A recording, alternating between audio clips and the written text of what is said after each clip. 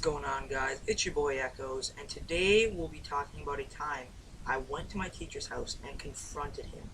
Yes, you heard that right, and no, I'm not lying. I went to my teacher's house and straight up confronted that man. So I was in 4th or 5th grade at the time. I don't really remember or know what grade I was in, and my school at the time had pods they would separate teachers into, and the pods were basically groups of 4 classrooms. They would team up and make one big classroom. But the thing you should know about these pods is they only did them for 4th and 5th grade, not 3rd grade, which will come into effect later. And I was in elementary school, so it was 3rd, 4th, and 5th grade. And like I said, they only did the pods for 4th and 5th graders, but the problem with the whole system was they had too many 4th graders and not enough 5th graders. So me, a little 4th grader, was put into a 5th grade pod. So basically what they did was handed the 5th grade teachers a bunch of 4th graders and said good luck. Which I don't know about you, but that doesn't sound like a good time. And I'm not trying to say that I didn't like that, because it made us have to loop, which basically means you have the same teacher for 2 years instead of 1, and because of that I gained really close friendships that I still have today with people from that pod. And I have plenty of stories from this pod, so like if you want me to tell more, just let me know in the comments. Anyways. And the only real downside to these pods were the teachers, but like, let me rephrase that, because 90% of the time I loved the teachers in my pod. But the 10% I didn't like them, I really didn't like them. So like I said, we looped, which basically means we have the same teachers for 2 years in a row. So I already known all of these teachers, but 5th grade is when stuff really got juicy between me and the teacher.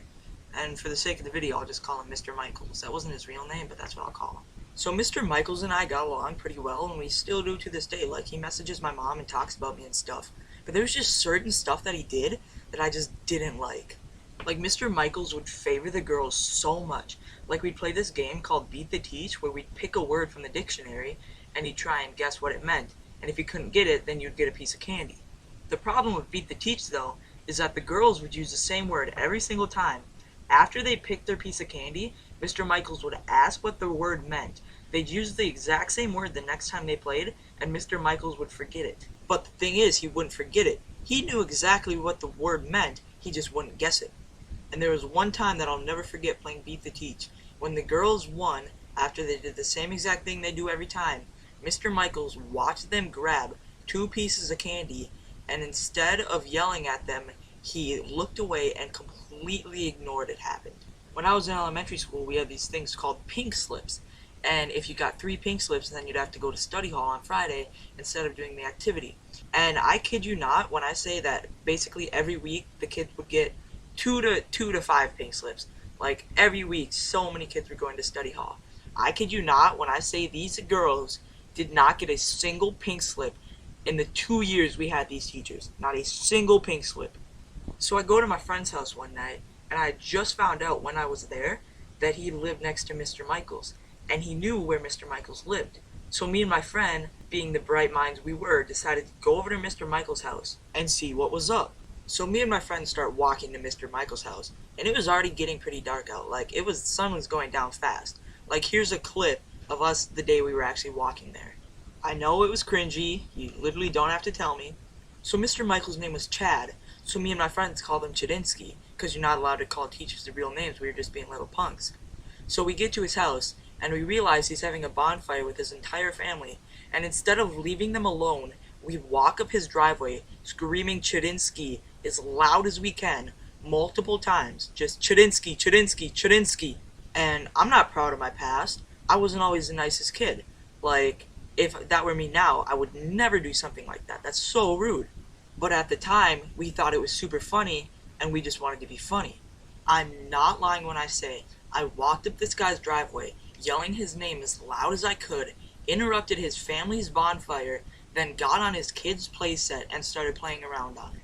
Why Mr. Michaels didn't punch me right then and there, I have no idea. So his family goes in, so it's just us and Mr. Michaels outside. And he had made me mad earlier in the week, but I don't remember what he did, but he just made me mad. So because I was mad at him, the whole night I was there, I kept asking this guy for a selfie, and he kept saying no, because why would you take a selfie with a random little kid? So me being the smooth criminal I am, I go full James Bond on this guy. I'm talking if Mr. Bean and Michael Jackson had a kid, that's how smooth I was, and I snuck a picture in without him even noticing. And again, I'm really not proud of my past, but it already happened, so how can you fix it? So here we are thinking we're all tough because we confronted Mr. Michaels at his own house. But then Mr. Michaels goes in, and we realize we're alone in his driveway. It's like 12 at night, pitch blackout. None of us know how to get back to my friend's house, so we're just scared out of our little minds with no idea what to do. So my friend ends up calling his dad that comes to pick us up. And instead of that being it, instead of that being all that happened, I had to go on my Instagram, post the selfie that I took with Mr. Michaels, and put the caption as, "I hate Chadinsky."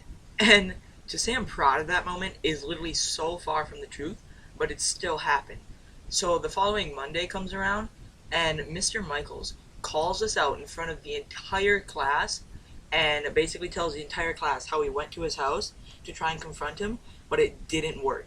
And me and my friend were so embarrassed. So me and Mr. Michaels eventually made up, and he would always hint at us going to his house, but it was always out of fun and games, and we knew that. And so I don't think I ever really deleted the post. I'm pretty sure I just changed the caption of the post, so it's still up if you want to go find it. And to this day, I don't have any hard feelings for Mr. Michaels. Like, we made up and we're still on good terms to this day. So yeah, I guess that's all I really got for you for this story. If you liked the video, make sure you like, subscribe, and follow me on Instagram at Supper Eater. And I'll see you again later this week. Peace.